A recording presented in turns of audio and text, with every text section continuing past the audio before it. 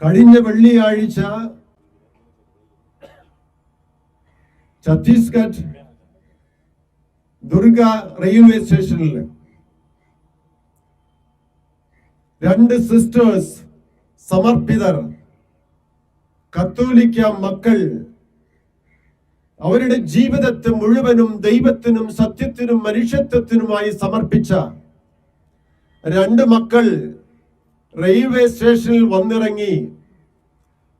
അവിടെ വന്നിറങ്ങുന്ന 3-4 പേരെ, 3 പെൺകുട്ടികളെയും ഒരു ചെറുപ്പക്കാരനെയും സ്വീകരിച്ച് അവരുടെ കുടുംബത്തിന്റെ അവസ്ഥ മനസ്സിലാക്കി ദുരിതത്തിൽ നിന്നും ദാരിദ്ര്യത്തിൽ നിന്നും മനുഷ്യത്വത്തിലേക്ക് കരകയറ്റാൻ വേണ്ടി കടന്നു വന്ന സിസ്റ്റേഴ്സിനെ അകാരണമായി, അന്യായമായി, മനുഷ്യത്വരഹിതമായി അറസ്റ്റ് ചെയ്ത നമ്മുടെ പോലീസ് ഡിപ്പാർട്ട്മെന്റിന്റെ അക്രമപരമായിട്ടുള്ള മനുഷ്യത്വരഹിതമായിട്ടുള്ള പ്രവൃത്തിയെ ഞങ്ങൾ പ്രതിഷേധിക്കുന്നു, അപലപിക്കുന്നു.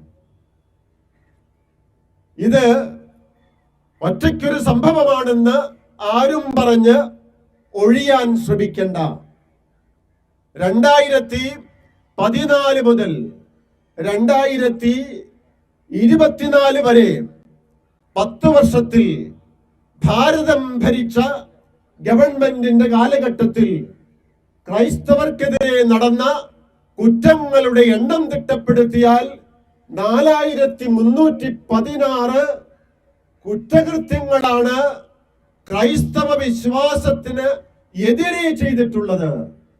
പള്ളി പൊളിച്ചും വൈദികരെ അറസ്റ്റ് ചെയ്തും ആക്രമിച്ചും സന്യസ്തരെ ഉപദ്രവിച്ചും കോൺവെന്റുകളെ നശിപ്പിച്ചും കൊള്ളയടിച്ചും അവഹേളിച്ചും അപമാനിച്ചും നടത്തിയിട്ടുള്ള കുറ്റകൃത്യങ്ങൾ 4316 10 വർഷങ്ങൾ കൊണ്ട് സംഭവിച്ചത്. ഒരുപക്ഷെ പറയും, ഭക്ഷണം കിട്ടാതെ അപ്പം മോഷ്ടിച്ചപ്പോൾ അവനെ അടിച്ചു കൊന്നത് ഒറ്റ സംഭവമല്ലേ? ഒരുപക്ഷെ പറയും, സിസ്റ്റേഴ്സിനെ ഉപദ്രവിച്ചത് ഒറ്റപ്പെട്ടൊരു സംഭവമല്ലേ? അത് ഛത്തീസ്ഗഡിലല്ലേ? അത് ഒറീസയിലല്ലേ? അത് ഉത്തർപ്രദേശിലല്ലേ?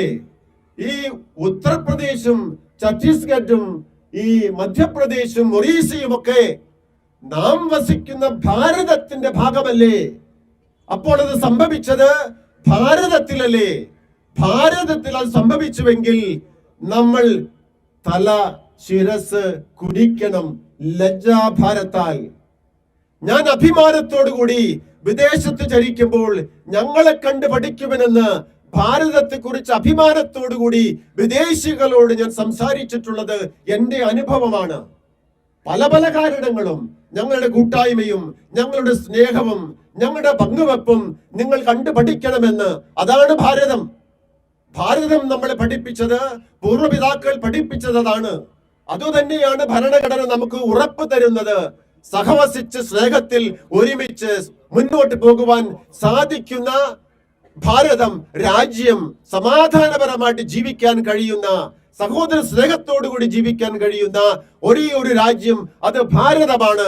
അതാണ് നമ്മുടെ ഭരണഘടന നമുക്ക് ഉറപ്പ് തരുന്നത്. ഇതായിരുന്നു നമ്മുടെ ഉറപ്പ്, ഇതായിരുന്നു നമ്മുടെ വിശ്വാസം. എന്നാൽ ഒരാഴ്ചയ്ക്ക് മുൻപ് നാം ഈ ഛത്തീസ്ഗഡിലെ സംഭവം കേട്ടുകഴിഞ്ഞ അന്നു മുതൽ ഉറങ്ങിയിട്ടില്ല, ചിരിച്ചിട്ടില്ല. സങ്കടമുണ്ട്, വേദനയുണ്ട്. ആരാണ് ഇതിന് ഉത്തരം പറയുക? ഞങ്ങളുടെ പൂർവ്വപിതാക്കൾ ഭാരതത്തിന്റെ മക്കളാണ്. നൂറ്റാണ്ടുകളുടെ പഴക്കമുണ്ട്.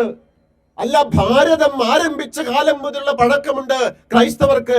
ഞങ്ങൾക്ക് ഭാരതത്തിലെ 2 വംശങ്ങൾ ആരാണ്? ദ്രാവിഡരും ആര്യരും. ഈ ദ്രാവിഡരാണ് ഭാരതത്തിന്റെ ഒറിജിനൽ വംശാവലി. ആ വംശത്തിൽപ്പെട്ടവരാണ് ക്രൈസ്തവർ. ആ ക്രൈസ്തവരെയാണ് മാർത്തോമാ ശ്ലീഹ കൊടുങ്ങല്ലൂരിൽ വന്നിട്ട് AD 52 വിശ്വാസം പകർന്നുകൊണ്ട് ക്രൈസ്തവരാക്കിയത്. നൂറ്റാണ്ടുകൾ പലതും കടന്നുപോയി. ഞങ്ങളുടെ മണ്ണാണിത്. ഈ ഭാരതം ഞങ്ങളുടെ മണ്ണല്ല എന്ന് ആരെങ്കിലും പറയുവാൻ ആഗ്രഹിക്കുന്നുണ്ടെങ്കിൽ സൂക്ഷിച്ചു കൊള്ളുക. ഞങ്ങൾ വിട്ടുതരില്ല. കാരണം ഇവിടെയാണ് ഞങ്ങൾ ജനിച്ചു വളർന്നത്. അതുകൊണ്ട് ഒരു കാര്യം ഓർത്തുകൊള്ളണം, ഭരണാധികാരികള് ക്രൈസ്തവരെ ഉപദ്രവിച്ചാൽ അവരൊന്നും ചെയ്യില്ല, മാടപ്രാവിനെ പോലെ മാറിയിരുന്നു കൊള്ളുമെന്ന്. ശരിയാണ്, ഒരു പരിധി വരെയും ഞങ്ങൾ അങ്ങനെ ചെയ്യും. പക്ഷേ പരിധി വിട്ടാൽ അപ്പോൾ അറിയാൻ പറ്റും ജീവിക്കാനുള്ള മനുഷ്യന്റെ ആ ത്വര, അതിൽ നിന്നും ഉത്ഭവിക്കുന്ന പ്രവർത്തനങ്ങൾ നിങ്ങൾ പ്രതീക്ഷിക്കാത്ത വിധം വ്യത്യസ്തമായിരിക്കുമെന്ന് ഞാൻ ഓർമ്മപ്പെടുത്തുകയാണ്. എന്ത് തെറ്റുകൾ ചെയ്തത്? പറയൂ, എന്ത് തെറ്റാണ് അവർ ചെയ്തത്? പ്ലാറ്റ്ഫോം ടിക്കറ്റ് സഹിതം വന്നു നിന്നതാണോ? യാത്ര ചെയ്യാനുള്ള ടിക്കറ്റ് കൈവശം വെച്ചതാണോ? ഭാരതം ഗവൺമെന്റ് നൽകുന്ന രേഖ, ആധാർ കാർഡുകള് അവർ കൈവശം വെച്ചതാണോ? മനുഷ്യത്വം കാണിച്ചതിനാണോ? വീടുകളില്ലാത്തവർക്ക് വീടുകൾ പണിതു കൊടുത്തതിനാണോ? ആതുര ശുശ്രൂഷ നൽകി രോഗികൾക്ക് ആരോഗ്യം കൊടുത്തതിനാണോ? ഓരോരുത്തരുടെയും ജീവിതം മറ്റുള്ളവർക്കായിട്ട് പങ്കുവെച്ചു കൊടുത്തതിനാണോ? അതാണോ തെറ്റ്? പറയൂ. മാധ്യമ പ്രവർത്തകരെ, ഞാൻ നിങ്ങളെ അഭിനന്ദിക്കുകയാണ്. ഇത്രയും സമയം ഇവിടെ നിന്ന് ഞങ്ങളുടെ രോദനവും ഞങ്ങളുടെ വേദനയും ഞങ്ങളുടെ സങ്കടവും നിങ്ങൾ പകർത്തിയെടുത്ത് ഈ ഭാരതത്തിന്റെ മക്കളോട് പറയണം, ക്രൈസ്തവർ അവർ നമുക്ക് വേണ്ടി ജീവിക്കുന്നവരാണ്. അവർക്ക് വേണ്ടി ജീവിക്കുന്നവരല്ല ക്രൈസ്തവർ. പ്രത്യേകിച്ച് ക്രൈസ്തവരുടെ ക്രീം ലെയർ ആയിട്ടുള്ള സിസ്റ്റേഴ്സ്, അവരുടെ ജീവിതത്തെ മുഴുവനും തന്നെ ഈ മനുഷ്യകുലത്തിന്, മനുഷ്യത്വത്തിന് വേണ്ടി, പരസ്നേഹത്തിന് വേണ്ടി മാറ്റിവെച്ചിട്ടുള്ള ജന്മങ്ങളാണിത്. അതാണോ അവർ ചെയ്ത തെറ്റ്? അതാണോ അച്ഛന്മാർ ചെയ്യുന്ന തെറ്റ്? എനിക്കറിയാം, ഈ കത്തീഡ്രൽ എന്റെ ഇടവക ദേവാലയത്തിന് മുമ്പിൽ നിന്നുകൊണ്ട് 1.5 കോടിയിലധികം രൂപ കഴിഞ്ഞൊരു വർഷം പാവപ്പെട്ടവർക്ക് വേണ്ടി മരുന്നിനും ഭവനമില്ലാത്തവർക്ക് വേണ്ടി ഭവനം പണിതു കൊടുക്കുന്നതിനും രാപ്പകൽ ഓടി നടന്നവരാണ് ഞങ്ങൾ, ഇരിഞ്ഞാലക്കുട ദേശവാസികൾ. അതിനാണോ ഞങ്ങളുടെ സഹോദരികളെ നിങ്ങൾ ശിക്ഷിക്കുന്നത്? ഞാൻ ദീർഘിപ്പിക്കുന്നില്ല, എനിക്ക് പറയാനായിട്ടുണ്ട്. അവർ ചെയ്ത തെറ്റ് എന്ന് പറയുന്നത് മതപരിവർത്തനം 1, 2 മനുഷ്യക്കടത്ത്. ഇത് രണ്ടും അടിസ്ഥാനരഹിതമാണെന്ന് ഞാൻ തെളിയിച്ചു തരാം. 2022 തൃശൂർ റെയിൽവേ സ്റ്റേഷനിൽ വെച്ച് ഏതാനും സിസ്റ്റേഴ്സിന്റെ പേരിൽ കേസെടുക്കുകയുണ്ടായി. പ്രായപൂർത്തിയാകാത്ത ഏതാനും കുട്ടികളെ ഒറീസയിൽ നിന്ന് കൊണ്ടുവന്നു, അവിടെ കോൺവെന്റിലേക്ക് കൊണ്ടുപോയെന്ന്. ഇന്ന് മനോരമ പത്രത്തിന്റെ റിപ്പോർട്ടർ ഏതാനും മണിക്കൂറുകൾക്ക് മുമ്പ് എന്നോട് പറഞ്ഞു, ആ 2 കേസുകളും 2022 നടന്ന കേസ് അടിസ്ഥാനരഹിതമാണെന്ന് കോടതി തെളിയിച്ചിരിക്കുകയാണ്.